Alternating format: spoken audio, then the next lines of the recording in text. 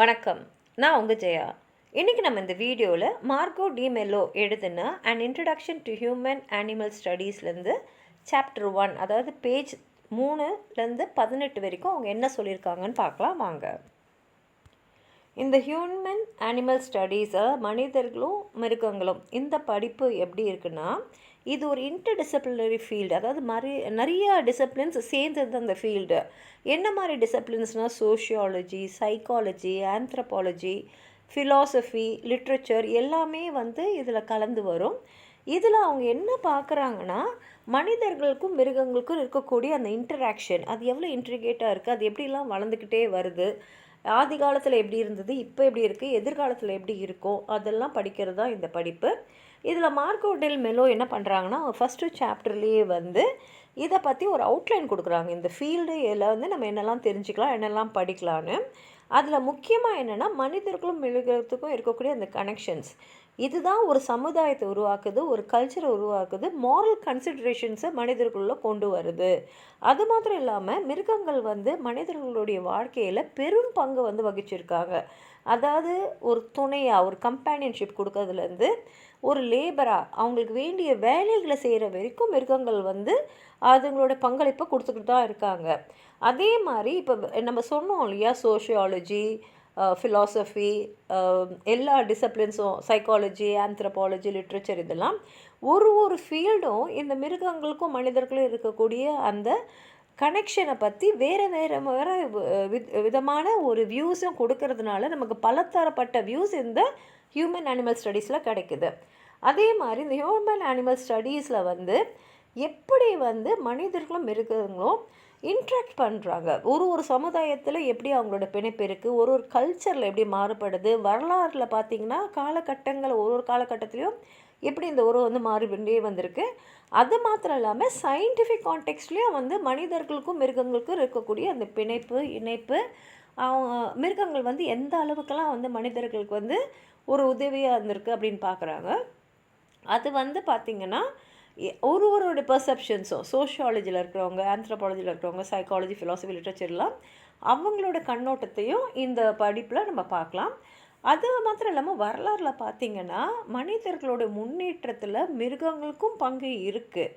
அதை அவங்க different ஃபீல்ட்ஸில் categorise பண்ணி சொல்லியிருக்காங்க. இப்போ கம்பேனியன்ஷிப் பார்த்திங்கன்னா, இப்போ நாய், பூனையெல்லாம் நம்ம ஒரு பெட் அனிமலாக வளர்க்குறோம்.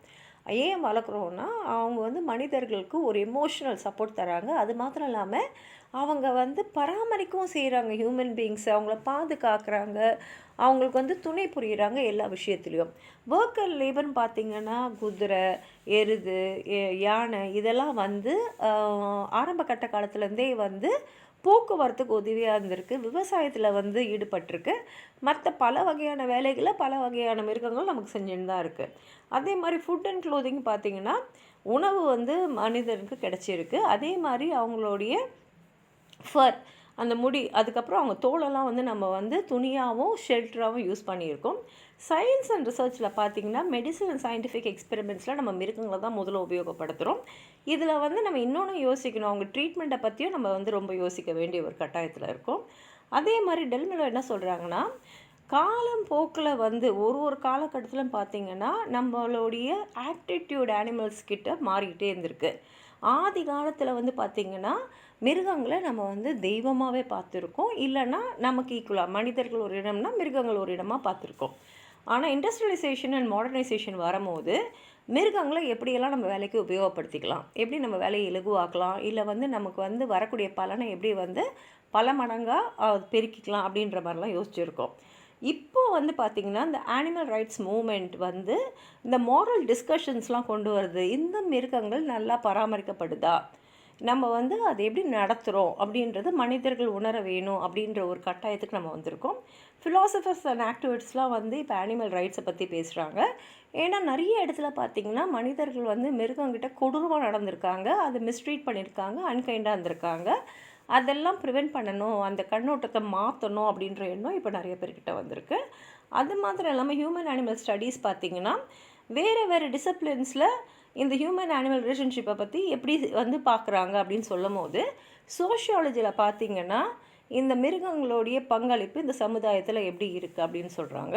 ஆந்த்ரோபாலஜியில் வந்து இந்த மிருகங்களுடைய அந்த கல்ச்சுரல் பிலீஃப்ஸ் ஒரு கல்ச்சரில் ஒரு மிருகத்துக்கிட்ட ஒரு நம்பிக்கை இருக்குது, அதை பற்றி சொல்கிறாங்க. சைக்காலஜியில் பார்த்திங்கன்னா மனிதர்களுக்கும் அந்த மிருகங்களுக்கும் நடுவில் இருக்கக்கூடிய அந்த இமோஷ்னல் பாண்ட்ஸை பற்றி சைக்காலஜியில் சொல்கிறாங்க. ஃபிலாசபிக்கில் இந்த எத்திக்கல் இஷ்யூஸ் பற்றிலாம், அதாவது அனிமல் ரைட்ஸு அதோடைய வெல்ஃபேரை பற்றிலாம் ஒரு டிபேட்டு நடந்துட்டுருக்கு. இலக்கியத்துலேயும் மீடியா ஸ்டடீஸ்லையும் பார்த்திங்கன்னா இந்த மிருகங்கள்லாம் வந்து எப்படி கதையில், சினிமாவில், அப்புறம் மற்ற பாப்புலர் கல்ச்சர்லாம் வந்து எப்படி அந்த மிருகங்களை காட்டுறாங்க அப்படின்றத இலக்கியத்தில் பார்க்கலாம். இந்த ஃபஸ்ட்டு சாப்டரில் பார்த்திங்கன்னா இந்த ஹியூமன் அனிமல் ஸ்டடீஸை பற்றி ஒரு ஃபவுண்டேஷனல் ஐடியா, ஒரு அடிப்படையான ஒரு ஐடியா நமக்கு வந்து கொடுத்துட்றாங்க. அது மாத்திரம் இல்லாமல் நம்ம வந்து அந்த மனிதர்களும் மிருகத்துக்கும் இருக்கக்கூடிய அந்த கனெக்ஷனை வந்து நல்லா டீப்பாகவும் டைவர்ஸாகவும் வந்து அனலைஸ் பண்ணுறாங்க.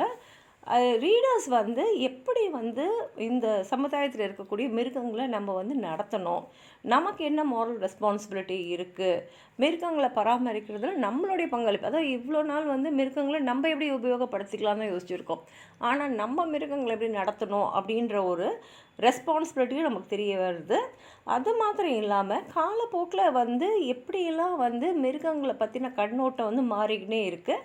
அப்போ எதிர்காலத்தில் வந்து இந்த ஹியூமன் அனிமல் ரிலேஷன்ஷிப் எப்படி இருக்கும் அப்படின்ற ஒரு கணிப்பையும் இந்த படிப்பு வந்து நமக்கு தரும் அப்படின்னு சொல்லியிருக்காங்க.